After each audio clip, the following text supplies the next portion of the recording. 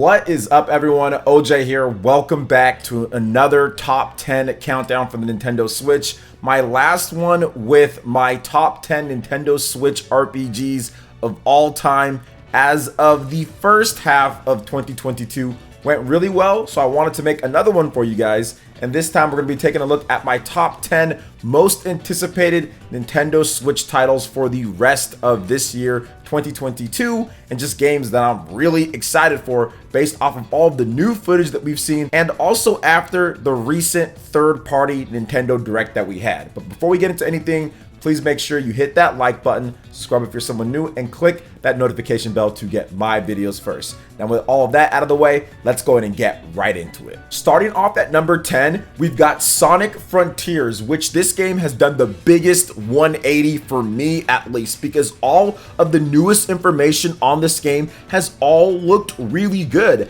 At the Nintendo Direct Mini Partner Showcase, they cut together a really nice, sweet, cool trailer showing off some of the new elements of the game, showing off what you can do in the cyberspace areas, which look just dope and a throwback to the previous games. They actually even detail more about the story and the island and what happens, stuff that we all wanted beforehand now at this point. And I get it, they're doing like a tiered release type of marketing scale, but I don't think it makes sense to show off the old build of the game at the absolute very first of you showing it after a string of bad 3D Sonic game. I just don't feel they should have done that, but at the end of the day, they still have plenty of time for launch, and now that they're showing more of the game and talking more about it and showing off some of these other points, it looks smoother, it looks better, it looks more complete, and it looks like it's going to be a solid Sonic game and much better than what we got before. Now, is it still going to be like a game to where it can rival some of the best 3D platformers and stuff out there?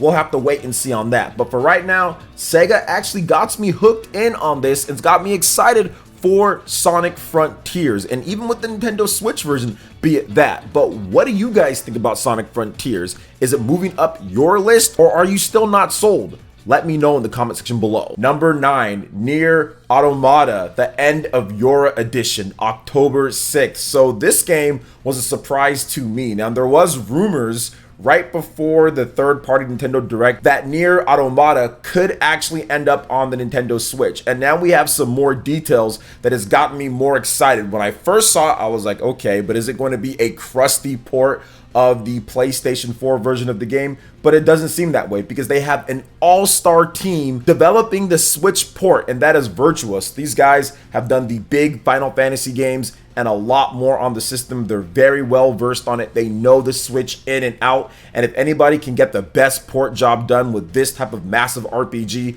it's definitely these guys. So I do trust their work based off of what they've done before. But the game is going to be running at 1080p 30 frames per second docked, 720p 30 frames per second in portable mode. It's got some extra content in there as well, and so far from the screenshots and the footage, it actually holds up very well, and it's coming out this year as well. So it's not like they're taking way more time than what we would have thought, or there's going to be a bunch of other builds that's going to have to improve upon it. I mean, what they showed us was pretty much either the final build or near final build of the game. So I'm very excited that NieR is finally going to make its way to a Nintendo platform. If I'm not correct, this is the first NieR franchise game to ever come to a Nintendo platform. So very good to finally have NieR Automata, which many people feel is the best one in the series, on the Nintendo Switch with some exclusive content and a really solid port from what we've seen so far. Number 8, Harvestella from Square Enix on November 4th. Now, this game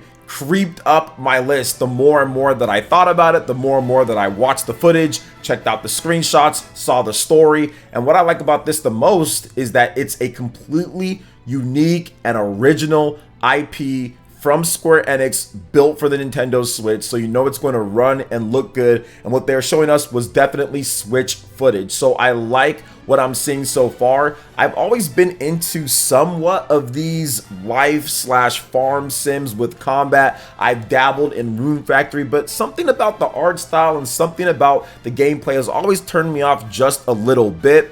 But with this version, I mean, I'm a huge Square Enix fan. You guys all know this. And if you don't, well, I'm a big Square Enix fan. I love Final Fantasy. I love Dragon Quest. I love their RPGs. So to me, this is like a Square Enix-ified glorified, or their version of Rune Factory that kind of infuses some of the stuff that we've seen from like Bravely Default with some of the art styles and overall story themes into a farm slash combat sim. So I'm really enjoying what they've shown us so far with the combat, the characters, the story, the gameplay. It looks like it's all coming together, and it's coming out fairly soon here, November 4th. So what do you guys think about my number 8 pick? Let me know in the comment section below. Number 7, Persona 5 Royal, October 21st, of course, ATLUS. And I've debated in my mind back and forth. Am I going to play this game again? Am I not? What am I going to do? I mean, I've never really 100%ed a Persona game just because it just takes so long to do everything in the games, or at least I've 100%ed before, but not Persona 5 Royal, even though I've played and beat it multiple times.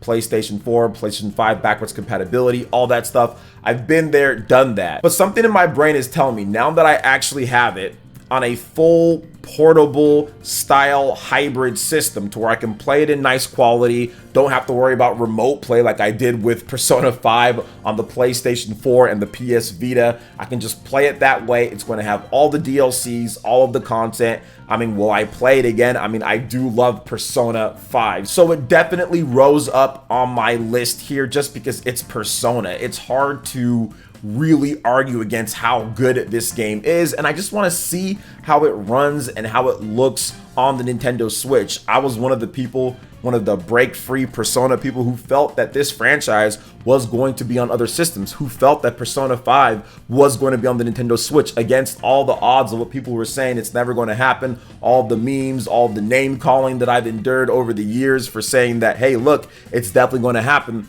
I'm so happy that it's finally here. So I had to put it on my list here. I have to pick it up at this point, and it's coming not too long from now, October 21st. Number 6, Live Alive. On July 22nd, there was just an awesome demo, and once again, another Square Enix game that was just released that transfers over to the main game. So if you're watching this later and you don't know, go on the eShop, download the demo. You have the first 3 eras, then that transfers over. Everybody is having a blast with this game. This game actually moved up my list from like the bottom to more of the mid because of that awesome demo. July 22nd is coming up very soon here. It gives us about a week before Xenoblade Chronicles 3 comes out. But I'm loving what they've done with the art style in the game. The HD 2D is absolutely phenomenal. It's sleek, it's fast. The music is great, the gameplay is varied, it's very unique. There's nothing else on the Switch like it when it comes to the gameplay, and obviously the art style is very unique with the HD 2D patented style from Square Enix. So Live Alive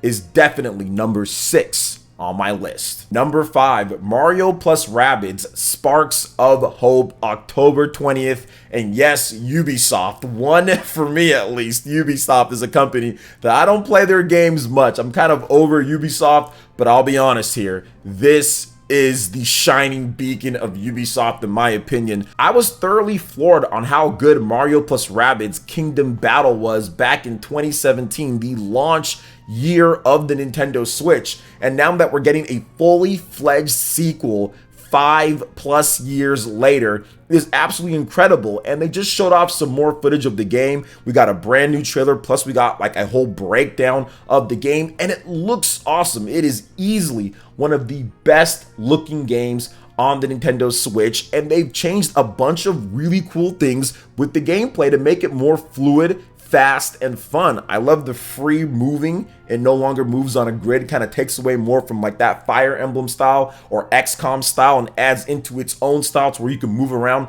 like a Valkyria Chronicles, for example, in any type of area before you have to stop and kind of take cover or attack. I like some of the new preemptive attack mechanics that they've built into the game. Obviously, they have a bunch of new weapons and new styles and new formats and new ways to get experience and level up. It is a thoroughly good, pure sequel where they've evolved every aspect of the gameplay, graphics, music, story. It just looks phenomenal, and I cannot wait to dive into this one. October 20th for this game. It's going to be a very big game for the Nintendo Switch and do extremely well. Number 4, Pokemon Scarlet and Violet on November 18th. It's the annual Pokemon game. but this time there is a big twist with this one that's gotten me way more excited than previous years, and that is a brand new open world style of gameplay, non-linear, to where you can kind of go and explore at your own pace. And one of the best things with this game is now you can actually explore and adventure with your friends seamlessly. You go to like these little Pokemart gas stations, your friends can hop into your game and you guys can go off, you guys can fight Pokemon, catch together, do whatever, or you guys can kind of just split up and do what you want to do. So if somebody has one version of the game with Scarlet, then somebody has the other version, well, you can go there, catch the Pokemon that you need to catch, then head back to your place without actually having to trade up with them. That's going to create a more dynamic, fluid way of battling, trading, and fighting, and I think that it really is going to revolutionize the Pokemon experience going forward, because this is what people have wanted for Pokemon for quite some time, and I think that it's going to help bring back some of the people who aren't necessarily hardcore into Pokemon. It's going to help bring them into it, similar to how Pokemon Legends Arceus brought a bunch of people who haven't really played Pokemon or maybe weren't so high on Pokemon recently into that one and said, okay, that's actually going to have a positive momentum on the series. They've also added in some stealth elements as well from that game into this one. So I think that this is going to be a very good game, and it's going to probably review the best for a Pokemon game in quite some time, probably since Pokemon Legends Arceus. But when it comes to the normal mainline series of games, I think it's going to blow away what Pokemon Sword and Shield did, and obviously sales-wise, it's going to do better as well. So it's going to be interesting to see how this game plays out and what other tricks they have up their sleeves for the online multiplayer combat and elements of Pokemon Scarlet and Violet. Number 3, Splatoon 3, September 9th.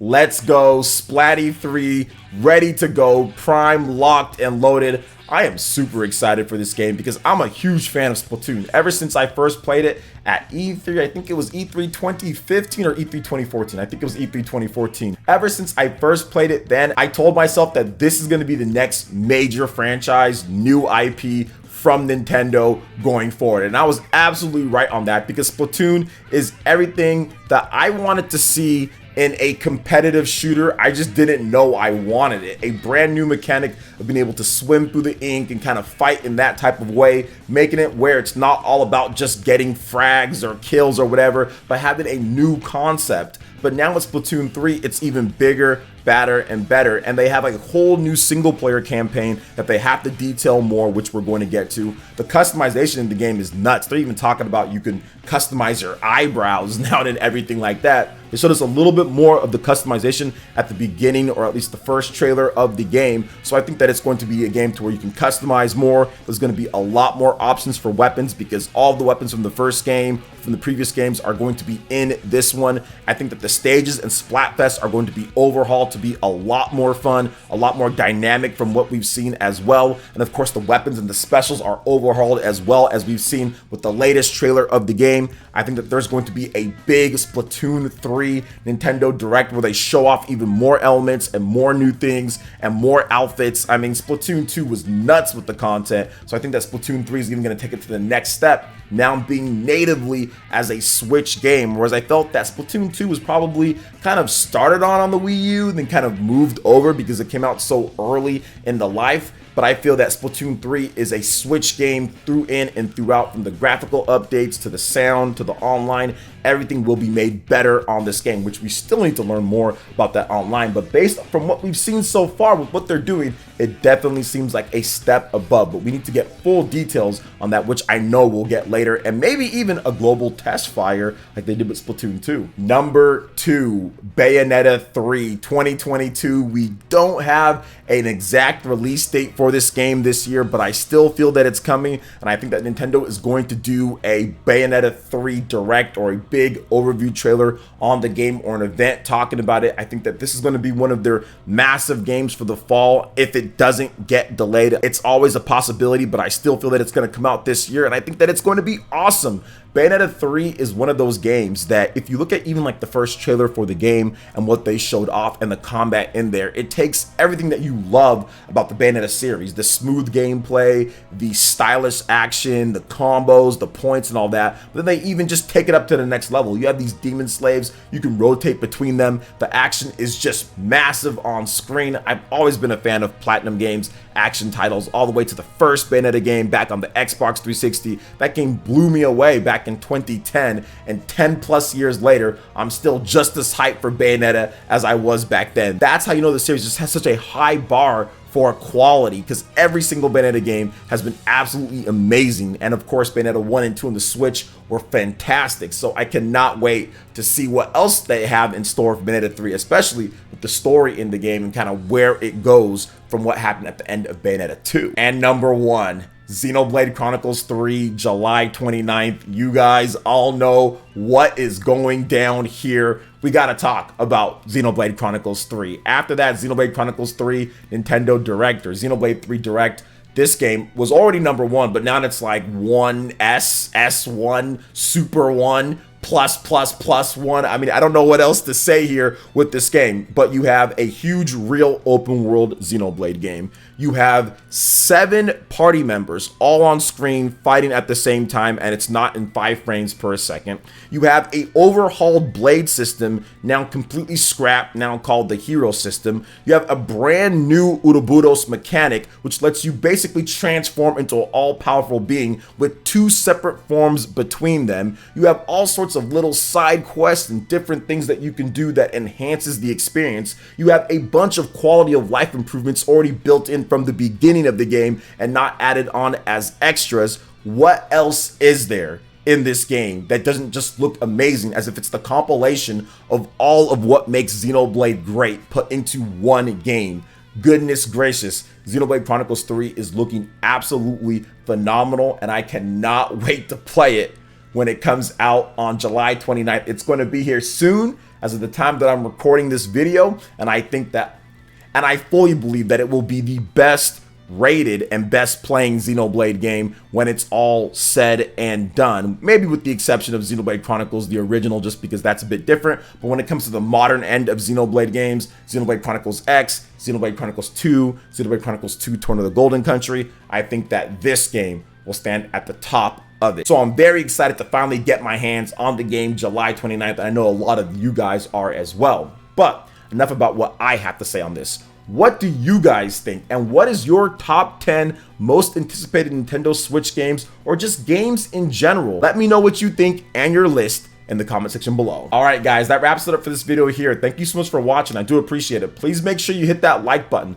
subscribe if you're someone new, click that notification bell, and we will see you for the next video. Peace.